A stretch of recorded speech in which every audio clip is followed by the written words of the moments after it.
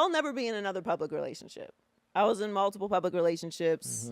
That's not how I can. You're not on that. But never though, Joy. No, I can't. Never. So there's a difference between a private relationship and a public relationship. Got you. All right. So it's not that it's a secret. It does introduce a whole different element to your relationship that has nothing to do with the two of you. Right. And I'm a very public person and I share a lot about myself, but my private personal life to me is something that's really sacred. For sure. And so my official answer is always, maybe I am, maybe I'm not. I couldn't say no. I'm really excited to be here at KSMLA hosting on Speak Today, but we have some troubling news to dive into. It's fun to debate light topics like first date scenarios or hypothetical game strategies, but this story is far from fun. It's serious and shocking. A new lawsuit has shaken one of the biggest sports networks in the world, exposing allegations of a toxic culture at Fox Sports. Claims of harassment, retaliation, and misconduct are now public, implicating some of the network's most prominent names, including Joy Taylor. And if that wasn't enough, a leaked tape has added a dramatic layer to an already explosive story. The lawsuit, filed by Nan Faraji, a hairstylist who worked with Fox Sports for over a decade, outlines years of alleged mistreatment. Faraji describes Fox Sports as more than just challenging. She calls it a nightmare. Among those named in the lawsuit are Skip Bayless, Joy Taylor, Emmanuel Acho, and high-ranking executives, making this case the talk of the sports world. The saddest part about this lawsuit against Joy Taylor and Fox Sports is that it's going to do significant damage, even if all of it is a lie. Obviously, this can be true in a lot of cases. For example, someone is falsely accused of stealing. If it turns out that they are in fact innocent, people might still look at them sideways, even though it's been proven they didn't do it. But you see, people have always been pretty skeptical of women in sports. There's always been a little bit of a questioning, a doubt as to their ability, their knowledge, their expertise. And that was already lingering in the background. And I think this lawsuit, even if it comes out that Joy Taylor never did this, it's not helping. Going back to my analogy about the falsely accused thief, right? It could have been a really, really upstanding citizen. No one thought anything badly about them. And then the accusation hits versus they were already considered shady. People were already looking at them sideways. And then the accusation hits. Even if they're proven to be innocent, you're still... Most of the posts I've seen today have been flooded with comments of people being like, nothing's proven yet, nothing's proven, she's innocent until proven guilty, which, kudos, we should all respect due process. But the damage is kind of done. And that's really unfortunate because those of you that do watch Fox Sports, you'll know that Joy Taylor is actually one of the more knowledgeable analysts, and she was one of the few people that people were a bit less skeptical about because she knew ball. And it's just very, very unfortunate. Faraji alleges she endured misogynistic, racist, and ableist behavior at the network. She claims attempts to report misconduct were met with retaliation, not solutions. She details a system that rewarded those responsible for creating the toxic environment while punishing those who spoke up. And these aren't just random accusations. They're aimed at influential figures like Charlie Dixon, the executive vice president of content, who is accused of inappropriate conduct at a 2017 party for Joy Taylor. The lawsuit also highlights specific allegations against Skip Bayless. Faraji claims he made repeated advances, including unwanted physical contact and inappropriate comments.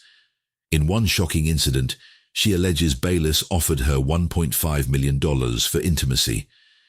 FS1 announced months and months ago that they were canceling Skip Bayless's show, and that makes me think that they've known about this lawsuit for a long, long time. Undisputed never dropped in ratings. Skip Bayless is a figure that everybody knows, and that was their biggest show on FS1. So why would they just drop the show and cancel it out of the blue, or announce that it's going to be ending? That makes me think that they've known about the things that Skip Bayless has been doing and his skeletons in the closet for a long time, and that there's going to be a lot more skeletons falling out of that closet as time goes on. This lawsuit's going to be just the very first one against Skip Bayless. You're going to see more and more and more come, because right now FS1's trying to cover up the tracks for Skip, but once they're done and they cancel his show, they're going to have no reason to fight for him anymore. Despite her attempts to avoid him, the advances reportedly continued until Bayless left undisputed in 2024. As for Joy Taylor, the lawsuit alleges she was involved in inappropriate relationships with executives to advance her career. Faraji accuses Taylor of mocking her Persian accent and being dismissive of her complaints about workplace harassment. Allegations also claim Taylor had relationships with both Charlie Dixon and Emmanuel Acho to secure roles at Fox Sports. Taylor allegedly dismissed warnings about the risks of such behavior, further highlighting the culture of manipulation within the network.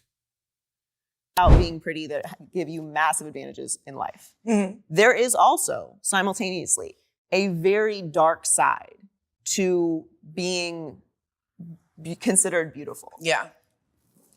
The experience of walking in a room and immediately no one taking you seriously because they see your appearance and like, oh, this is the looker. Like this one's here for aesthetics. Like we don't have to worry about what she has to say or what she thinks or her input. Or she probably doesn't have any experience in the space because clearly they only hired her because of tits or whatever. Like that's one thing. Yeah. Which people may not think is that bad. How about everyone trying to fuck you all the time? Yeah. So you can't get any business done because everyone assumes that the reason that you're talking to them is because you have finally made it. You've finally been chosen by me. Yeah. When in fact, like, I just need you to collaborate on this Right. project with me. I actually don't want to sleep with you at all. Yeah.